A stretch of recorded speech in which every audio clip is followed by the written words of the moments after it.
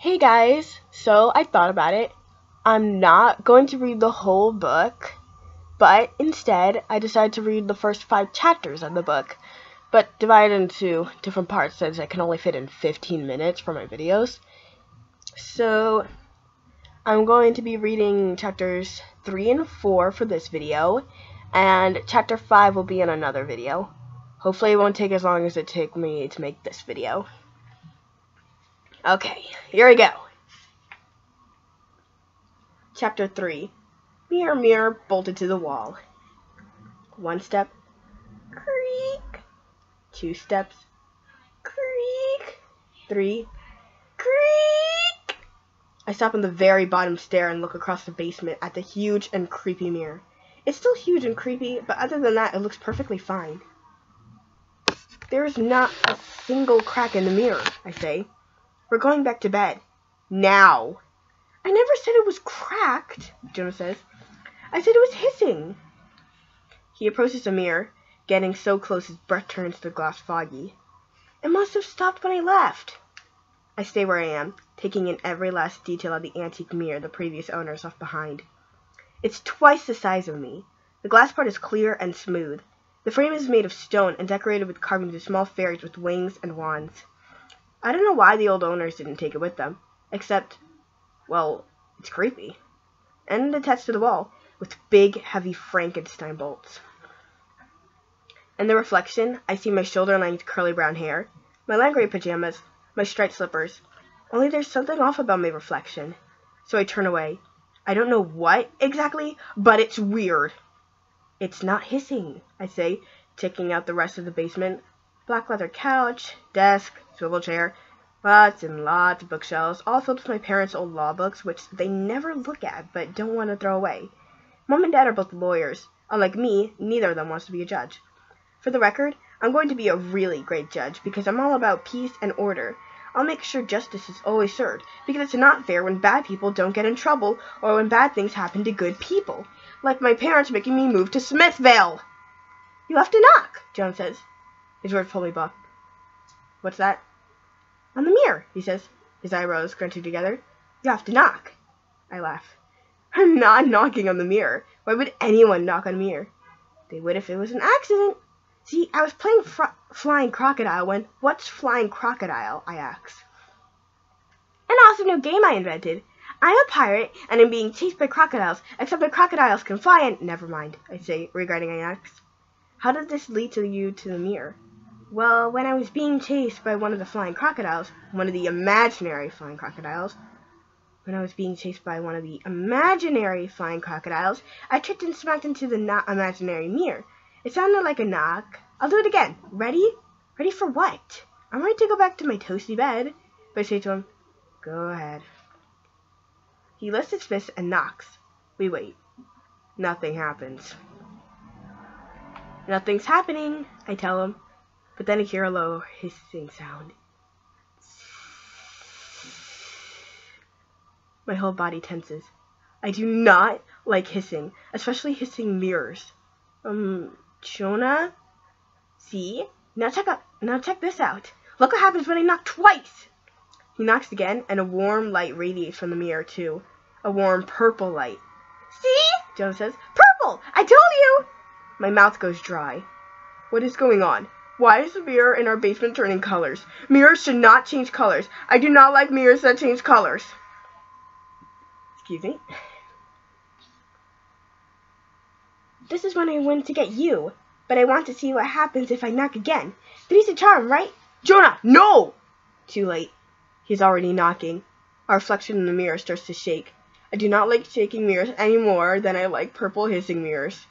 What's it doing? I whisper. My image is rippling like the surface of a lake. My insides are rippling too. Have I mentioned that I want to be a judge because I like peace and order? And not rippling, hissing, turning... Ugh! And not rippling, hissing, purple turning mirrors? It's alive! Jonah squeals. The ripples in the mirror spin and circle like a whirlpool. We should go, I say, as tingles creep down my spine. Like, now! I try to pull Jonah away, but I can't. Our images are churning around and around and around in the mirror like clothes in a dryer, and we're being dragged towards the mirror. Jonah's right foot slides forward. His sneakers squeak against the concrete floor. It wants my foot! Jonah cries. Well, it can't have it. I grab him tight. You can't have it, you mirror thing. I crane my neck towards the basement stairs. Mom! Dad! I yell. But they are 2 floors up, and I close the basement door. Why did I close the basement door? I snuck into a basement in the middle of the night and closed the door. What is wrong with me? I need backup. Help! With my free hand, I reach out and grasp the leg of the desk. My fingers burn, but I will absolutely not let go of my brother, or the desk leg. Whoosh! Suddenly, the whole world turns sideways. John and I are horizontal. We wave in the air like human flags, which makes no sense. I don't like things that make no sense. Cool! Jonah hollers. Is he smiling?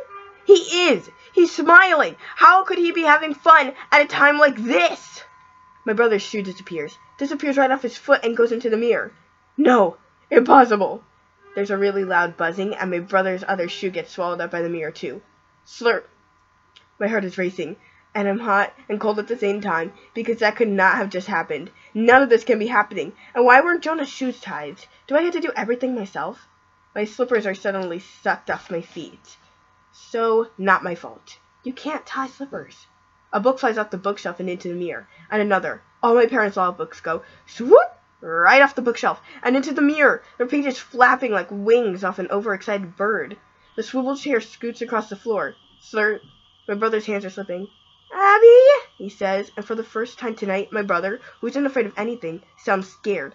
Hold on! I try to tighten my grip on his hand, but our palms are clammy. Pain shoots right through my fingers to my shoulders. I ignore it. I need to help. I have to hold on. Abby! No! I say, holding on even tighter. He flutters in the air. His eyes are wide and glowing purple. Jonah! I scream. No, no, no. I will not let the crazy mirror slurp up my brother. I'm in charge here. I will keep my brother safe. I let go of the leg of the desk and grab onto him with both my hands.